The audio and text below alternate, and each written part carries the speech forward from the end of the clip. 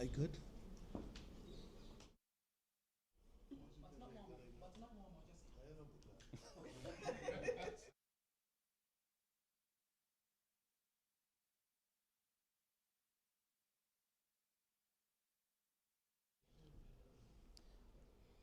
Hello, good afternoon, and welcome to Alara Court.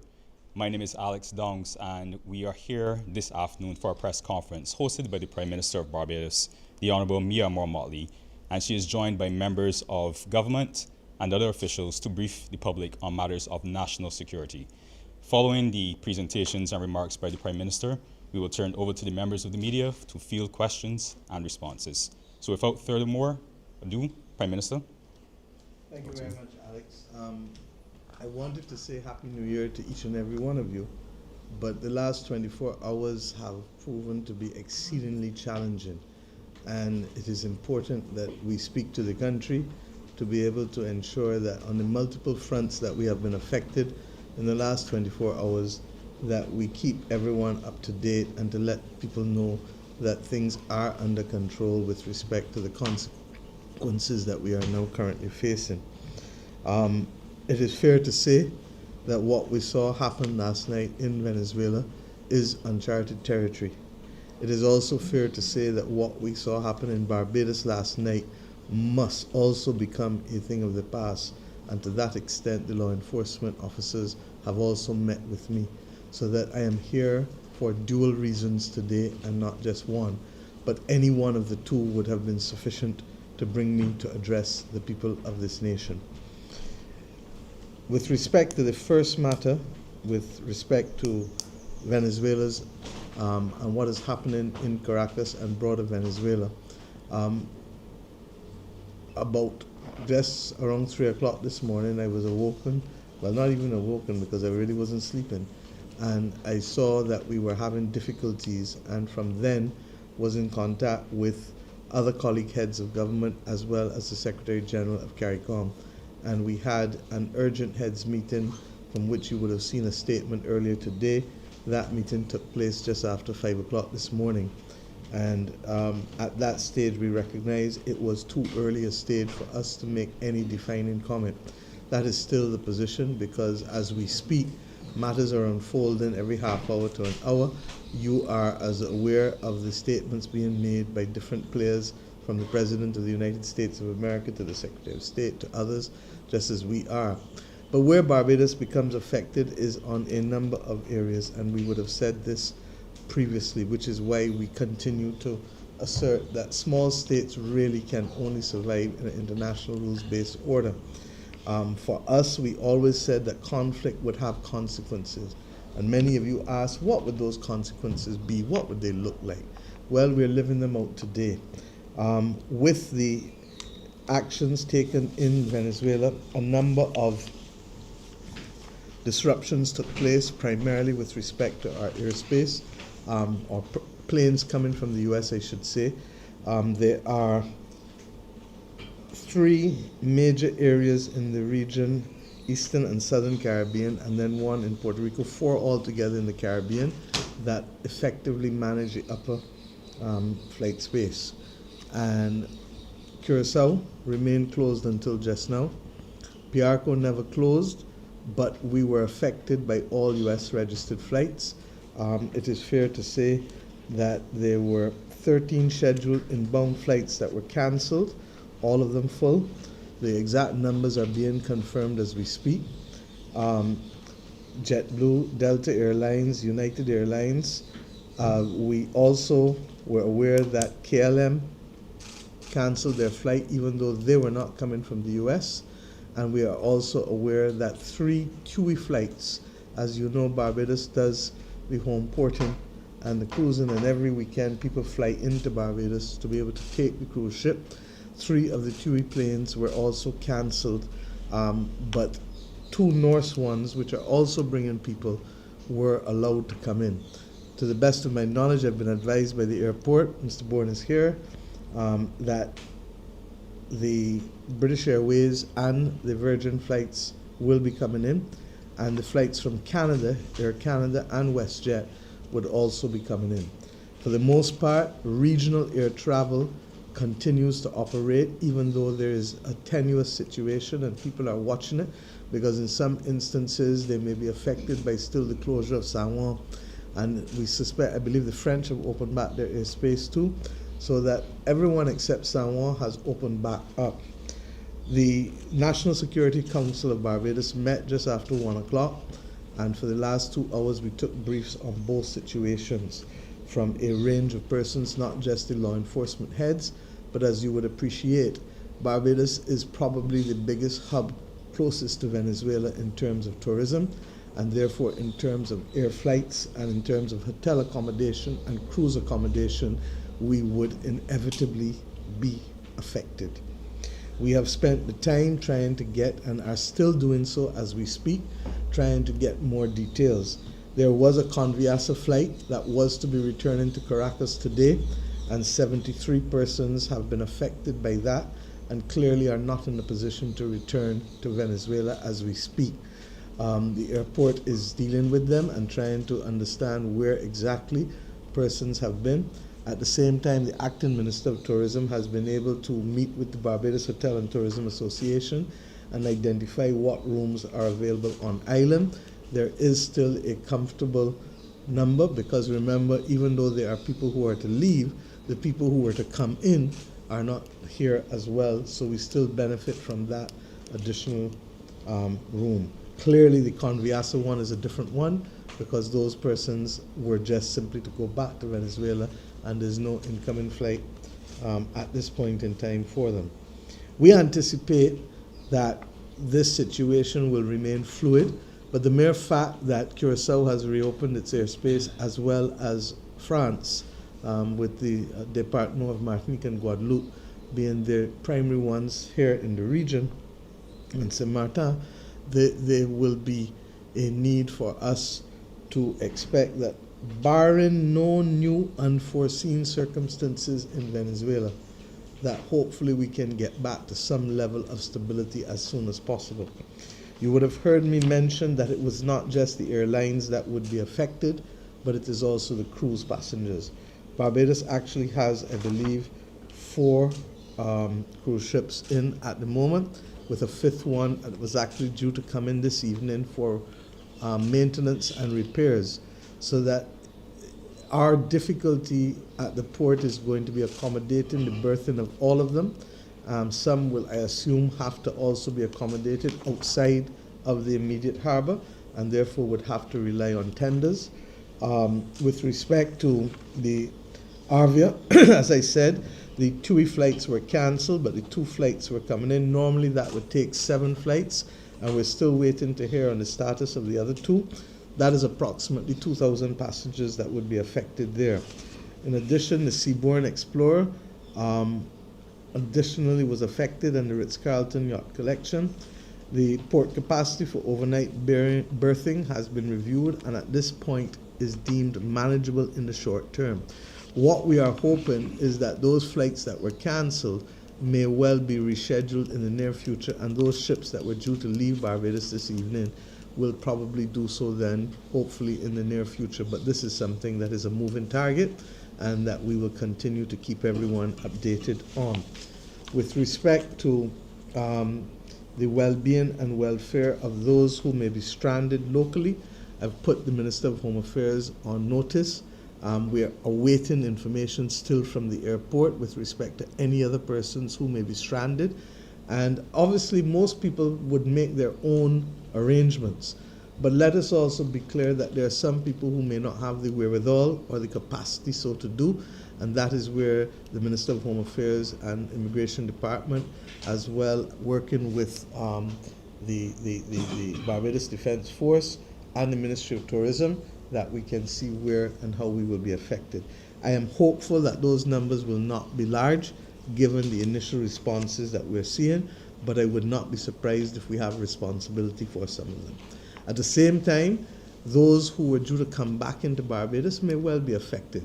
Some of our citizens have gone out. Some of them may have gone and had a good time for Christmas and may not have been able to take care of themselves for an extra night or 2 in a hotel, and therefore we are conscious of that. We have been in touch continuously with the Consul General at Miami, the Honorable Rudy Grant, as well as the Consul General in New York, Mr. Lorenzo Harewood. The bottom line is that both of them are not seeing a major set of pressure at this point in time, but a lot depends on how the airlines accommodate persons who have to be rebooked, and it is really still too early for us to make a definitive statement on this. Suffice it to say, however, that we give families in Barbados the assurance that we are on top of helping with your families who may be stranded overseas, and similarly, those people, we have been known for who we are and how we treat people. Those who will be stranded here, we will ensure that to the best of our ability, without going overboard, that persons are kept comfortable with their basic needs. With respect to the Barbadian mission in Venezuela, I would have spoken to the ambassador about 3:30 this morning, Ambassador Aquinas Clark. Mercifully, the ambassador has a military background and therefore is not phased and is taken control and in charge. There is no evidence or any reports of any injuries to any Barbadians in Venezuela, and for that we are grateful.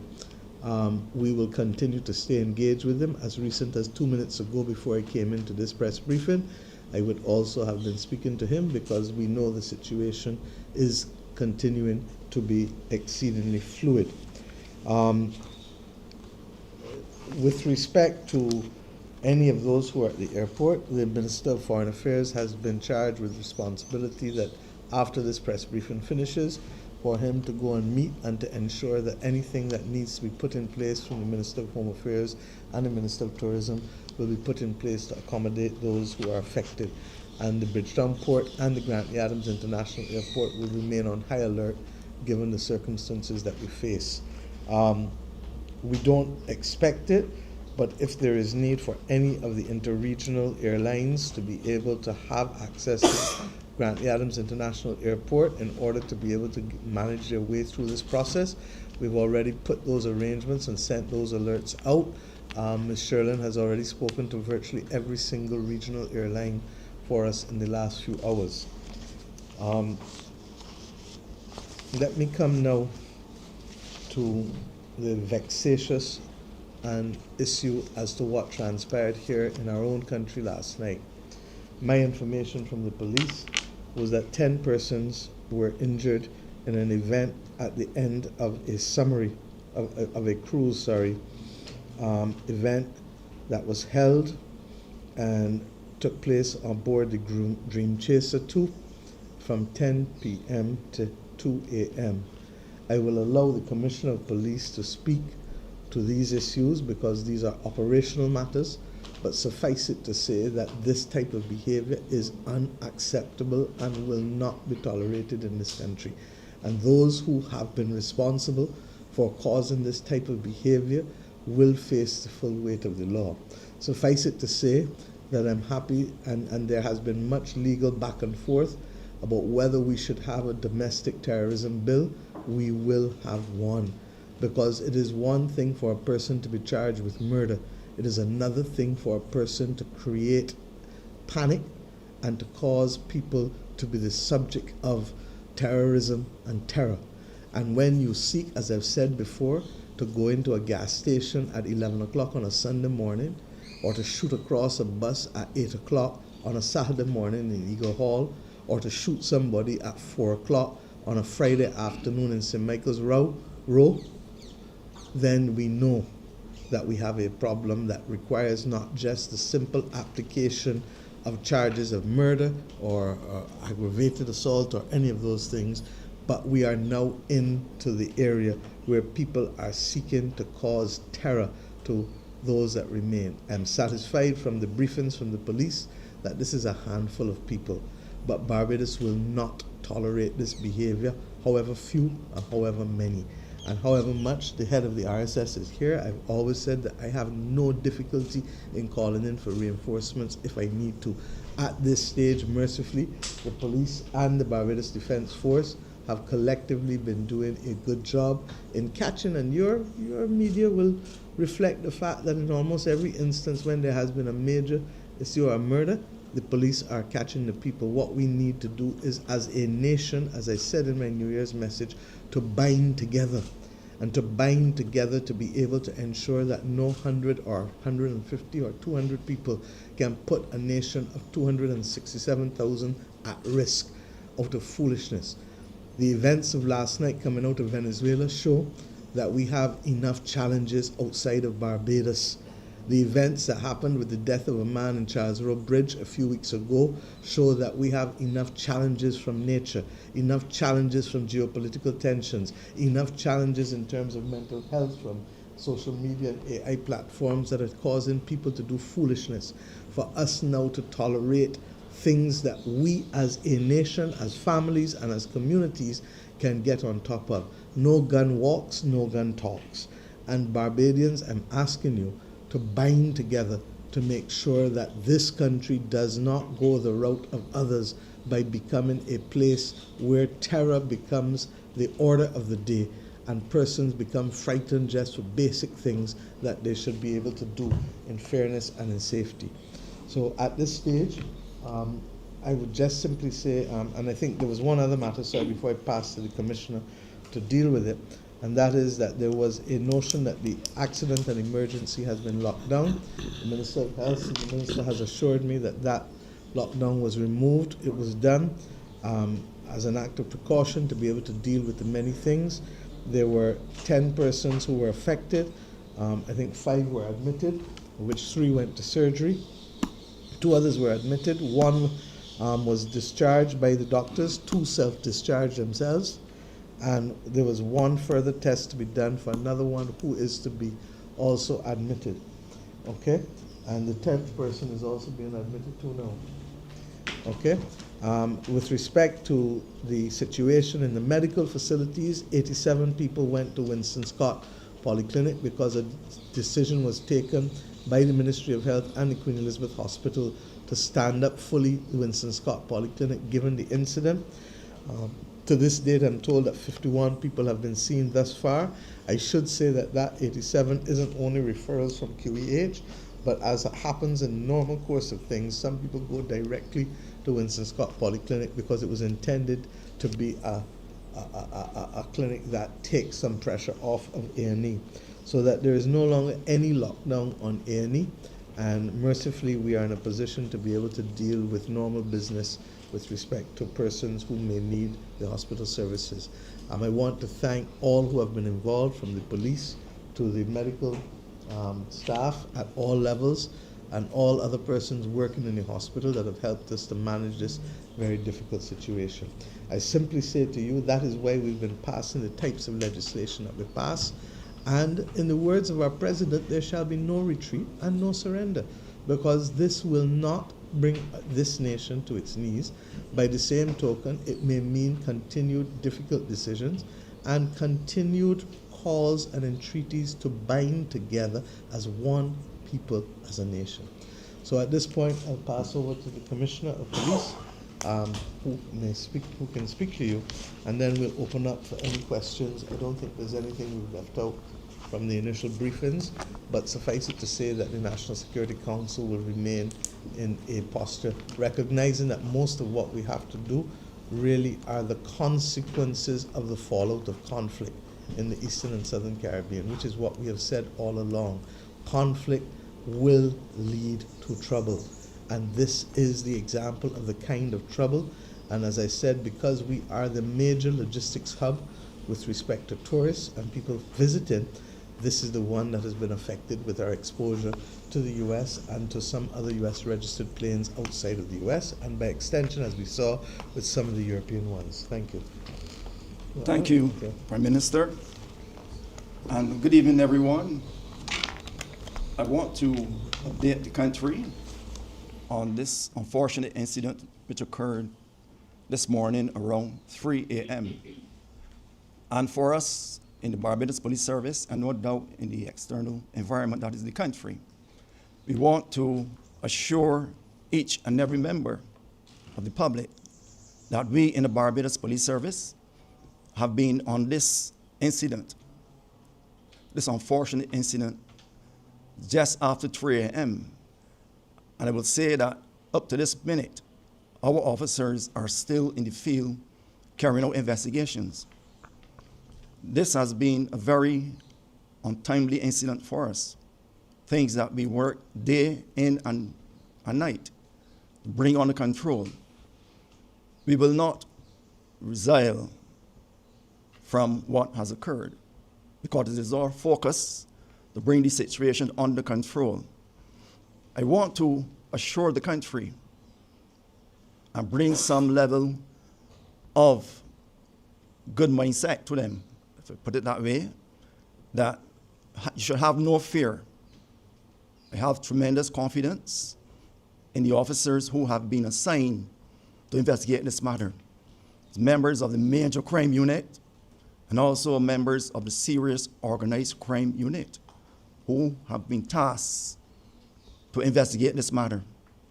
I want to call on members of the public to assist us and any information that they may have that can deal with this situation, this serious incident, to let us have that information coming into us. You can call us at police number 430-7189 or Crime Stoppers at 1-800-8477. So we will depend on members of the public to partner with us in this unfortunate incident. We would update the country in the near future. We want to walk you through this process and make sure everyone is safe and sound going forward. Thank you very much. Thank you very much, Commissioner. And as I said, I hope everybody and all Barbadians who are right-thinking take this as a serious call for us to bind together as a nation. At this point, we will open up for any questions from the media. Yes, please. Just wait for the mic so that your voice is carried. Thank you. Hi, good afternoon, everyone. Good afternoon, Madam PM. Just a few questions from me quickly. I know you said it's still early days as it relates to a CARICOM position and statement. However, I am with hearing terms such as a reboot of the Monroe Doctrine coming back to play with this attack on Venezuela. What is Barbados' position on the actual event itself?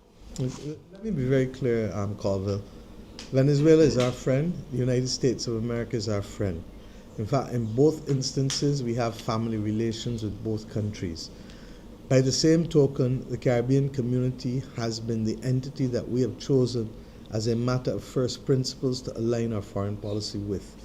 When the heads of government met this morning, all of the persons were not there because it was an emergency early meeting. We took a decision that we will wait for other information to become present. And when that happens, we will certainly act collectively, and I do not want in any way to prejudice the integrity of that consultative process with CARICOM. Having said that, I've been very clear that our principles are very, very clear, and that small states, and by small I don't only mean as small as Barbados, but much larger than Barbados, but still considered small. Small states can only survive in an international rules-based order. And that, therefore, anything that happens that runs contrary to that would be of grave concern to us as a people in Barbados, but equally as to the region. So without prejudice, I will await any further consultations on the specifics of this incident, but I just share with you the principles that mean a lot to us beyond the normal international law principles.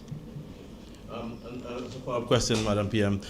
You mentioned that basically no further escalation within Venezuela, the short-term impacts should likely pass quickly. What are the permutations as it relates to the potential long-term impacts on our tourism? Colville, we simply don't know. For me to speculate and to conjecture anything now would be just simply that, conjecture. Can't do it. I ask you to allow the events of the next few days to play out. There are perspectives as to what has transpired in Venezuela that I suspect will continue to play out in the next few days. So I do not think that we are in a position to offer any meaningful commentary at this stage. What I can say is that we are dealing with the consequences of the conflict. and the consequences of the conflict have been exceedingly disruptive to both of our ports of entry, the Grantley Adams International Airport and the Bridgetown Port. And to that extent, there are human realities because those disruptions have meant that people have been affected, and not only wealthy people visit our nation, so that there are some people who will not be able to take care of themselves in the circumstances. We're trying to get to the bottom of it, and between the rooms that remain from the BHTA, as well as contingency plans that we have for other facilities, not just for today, but as you correctly said, should something happen again. President Trump did say that there may well be a second strike. We don't know.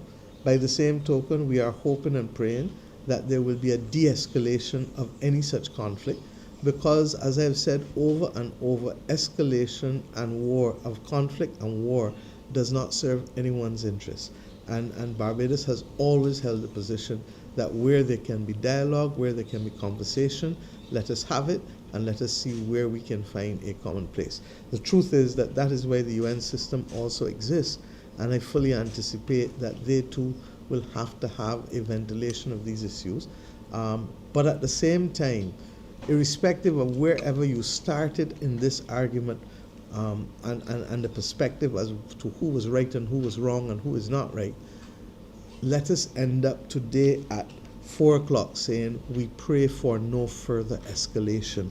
In fact, we pray for de-escalation, and we pray for dialogue. Persons will feel justified in a show of force.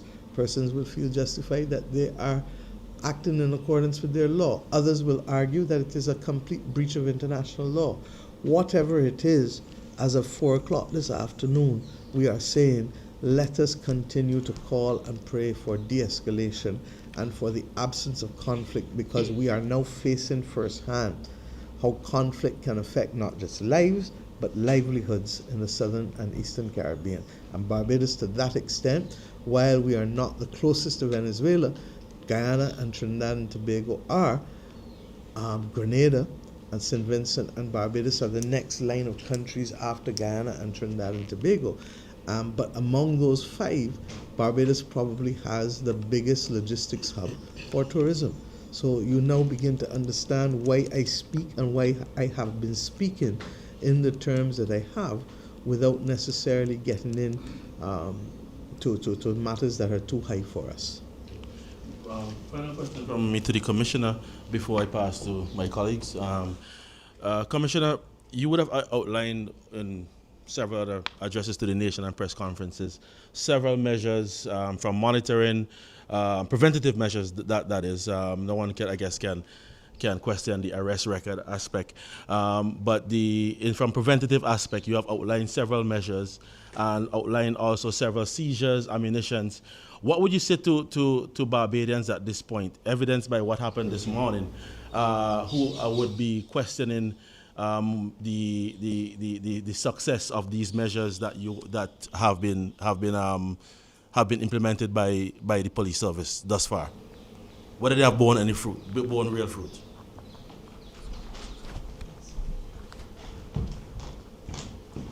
I guess what I would say up front is that the records speak for themselves in terms of our successes over the period that I have been speaking to the country.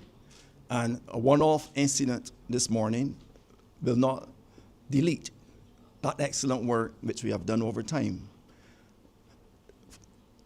That for us, what happened this morning for us, we can say it was a revengeful act.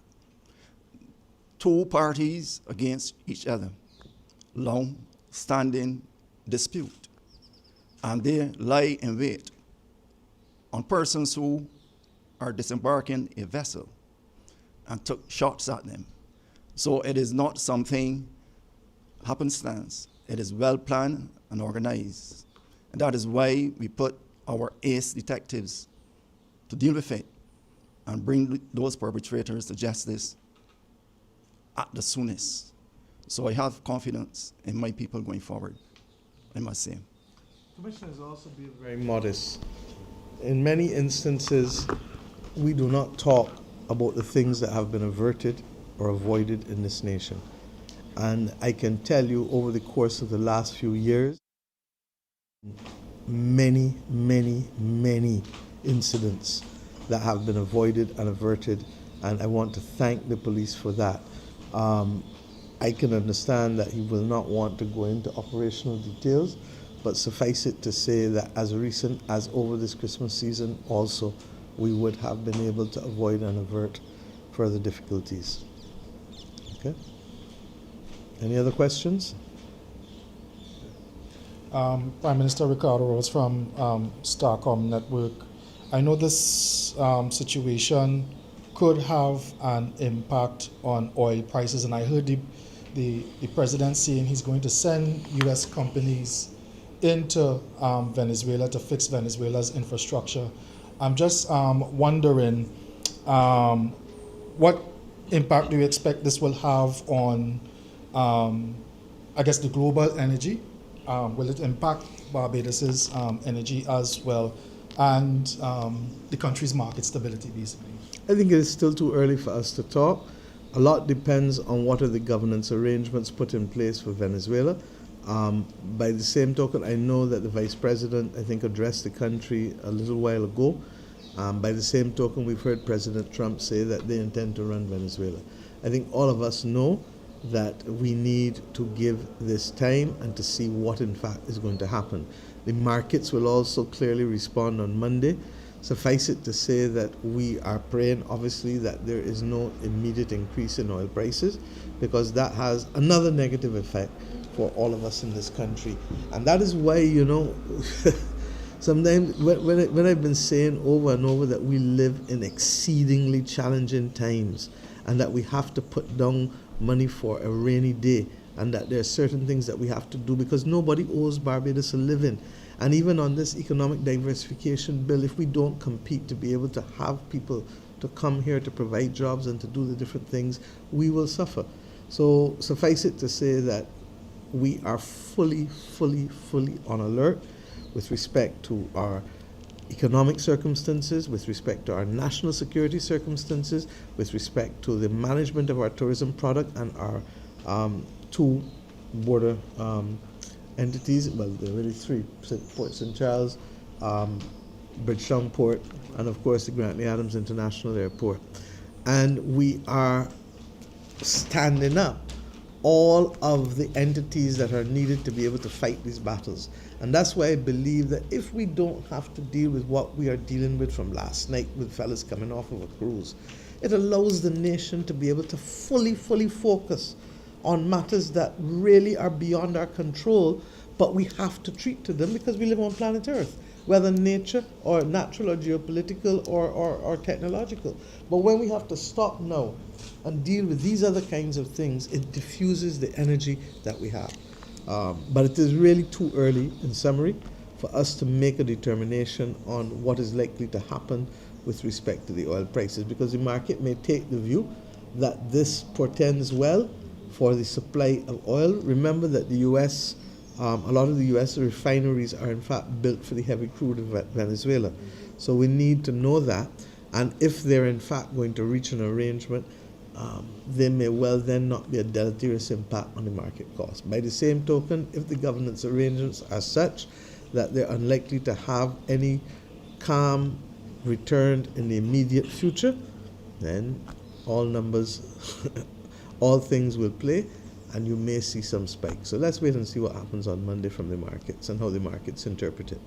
I've also heard several countries calling for the UN Emergency Council Security to intervene. Council. Yeah, Security Council to intervene. Do you support those calls, Prime Minister? I've always said that where mature conversation can take place, it should take place. I am conscious that the United States has a view that they feel strongly about with respect to the impact on their citizens of the narco-trafficking war. As to whether this is the way to deal with it or not is capable of debate, for sure.